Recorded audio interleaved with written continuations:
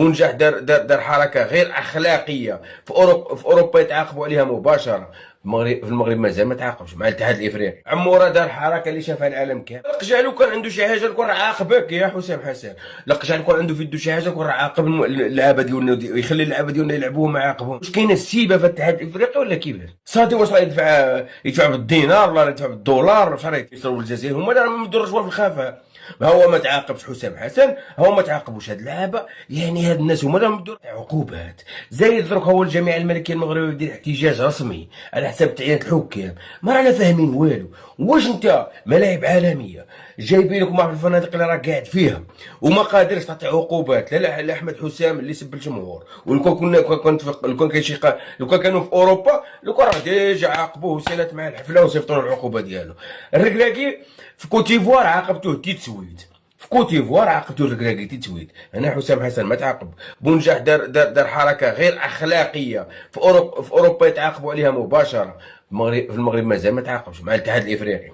عموره دار حركه اللي شافها العالم كامل. انا ما رانيش فاهم واش الاتحاد الافريقي يخدم بلا عقوبات.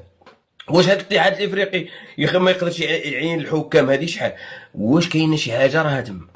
انا الحمد لله يبان لي القجاع اليوم والجامعه الملكيه المغربيه داروا احتجاج قوي وخاصهم يزيدوا يديروا احتجاجات على هذا الشيء اللي راه واقع. يعني ما يمكنش باش انا ندير لك ملاعب عالميه وانت ما تقدر تعاقب الانديه، ما تقدر تعاقب منتخبات، الناس تغول، واحد يجي يسبك، وواحد يجي يطيح الهضره، وواحد يجي يقول لك اي حاجه ويمشي. ما فهمتش واش كاينه السيبه في الاتحاد الافريقي ولا كيفاش؟ وغدوه يجيو هاد الباش ويتهم لك القجع لا مصر ولا الجزائر ديالهم، يتهم لك القجع. والقجع لو كان عنده شي حاجه نكون راه عاقبك يا حسام حسن. القجع لو كان عنده في يده شي حاجه نكون راه عاقب اللعابه ديالنا ويخلي اللعابه ديالنا يلعبوه ما يعاقبهمش. باش تعرف معايير يعني الناس اللي راهم يتهموا في القجع راه هما اكبر فاسدين. انا دوك تيقنت بان هما اكبر فاسدين ويعطيو الرشوه. يعني هذا هما يصروا الجزائر هما اللي راهم يدوا الرشوه في الخفاء. ما هو ما تعاقبش حسام حسن، هو ما تعاقبوش هاد اللعابه. يعني هاد الناس هما اللي راهم يدوا الرشوه. انا حطيت لكم هنايا هذيك اللي دارها اللي صيفطوا لهم يعني الاتحاد الافريقي ديال الاخر ديال تعيين الحكام. ياك هذه انا من جهه هذه القراءه ديالي. يعني كيفاش انت حسام حسن ما يتعاقبش؟ يعني مصر صحيحه في لجنه العقوبات. كيفاش انت يا بونجح ما يتعاقبش؟ وكيفاش انت يا عموره ما يتعاقبش شافها العالم؟